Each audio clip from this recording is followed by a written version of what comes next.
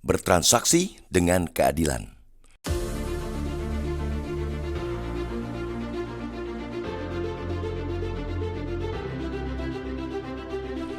Keadilan di negeri ini sudah menjadi komoditas yang kerap diperjualbelikan. Hukum dengan mudah dimengkokkan. Di ruang-ruang pengadilan, sejumlah keputusan bisa berubah arah tergantung seberapa tebal amplop yang datang. Ketika keadilan menjadi barang dagangan, maka yang miskin hanya bisa pasrah dan yang kaya bisa membeli kebebasan. Hukum kehilangan rohnya, berubah menjadi alat bagi mereka yang punya uang dan kuasa, bukan lagi sebagai pelindung kebenaran. Para wakil Tuhan di negeri ini mudah untuk disuap, gampang memutarbalikkan keadilan, memperjualbelikan hukum dengan ditukar segepok cuan. Nilai sogoknya tidak hanya jutaan atau miliaran, tapi juga hampir menyentuh triliunan. Pangkal buruknya integritas para pengadil ini karena sejumlah hal. Salah satunya rendahnya kesejahteraan mereka. Dengan situasi seperti itu, mereka mudah tergoda untuk mendapatkan penghasilan tambahan dengan memperdagangkan putusan. Alur logika inilah yang dijadikan acuan Presiden Prabowo Subianto untuk menaikkan gaji para hakim.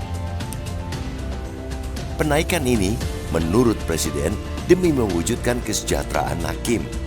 Prabowo menyebut penaikan gaji hakim bervariasi. Penaikan tertinggi diperuntukkan bagi hakim golongan paling junior dengan penaikan mencapai 280%. Penaikan gaji hakim itu diatur dalam Peraturan Pemerintah Nomor 44 Tahun 2024 tentang perubahan ketiga atas perubahan PP Nomor 94 Tahun 2012 tentang hak keuangan dan fasilitas hakim yang berada di bawah Mahkamah Agung. Berdasarkan PP tersebut, hakim golongan terendah adalah golongan 3A dengan masa kerja kurang dari 1 tahun. Hakim golongan tersebut mendapatkan gaji pokok sebesar 2,78 juta rupiah. Jika gaji pokok itu naik 280%, hakim golongan 3A setidaknya mendapatkan gaji 7,79 juta rupiah. Selain gaji pokok, seorang hakim juga memperoleh tunjangan jabatan yang jumlahnya cukup fantastis. Seorang ketua pengadilan negeri atau tingkat pertama kelas 1A mendapatkan tunjangan jabatan sebesar 37,9 juta rupiah. Sementara itu, ketua pengadilan negeri kelas 2 memperoleh tunjangan jabatan sebesar 24,6 juta rupiah. Tunjangan jabatan hakim terendah sebesar 11,9 juta rupiah. Di tingkat pengadilan banding, seorang ketua pengadilan tinggi mendapatkan tunjangan jabatan sebesar 56,5 juta rupiah.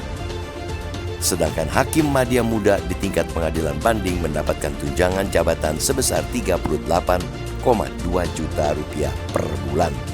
Artinya, penghasilan yang diterima hakim selama ini juga tidak bisa dibilang rendah. Justru fakta memunculkan pertanyaan, upaya untuk menegakkan marwah peradilan kenapa hanya fokus pada penaikan gaji para hakim? Logika pemerintah ini seakan menempatkan persoalan integritas penegakan hukum berkelindan dengan besaran uang.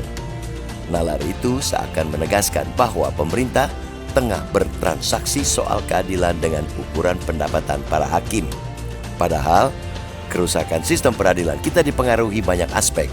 Misalnya, soal lemahnya sistem pengawasan yang lebih mendesak untuk dibenahi.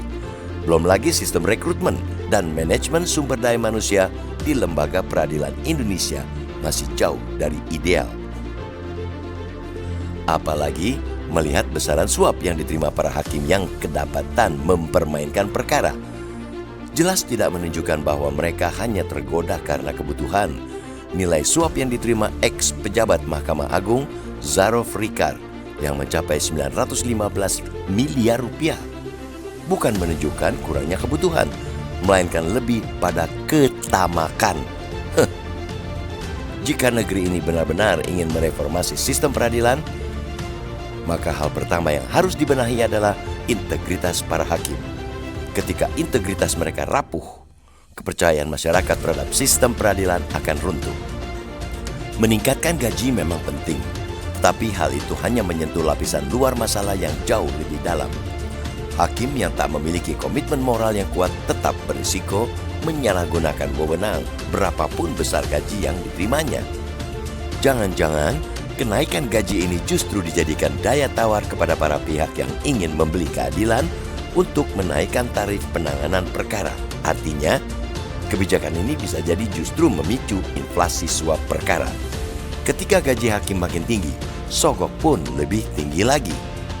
Maka, jangan berhenti di menaikkan gaji. Reformasi sistem secara menyeluruh jauh lebih berarti.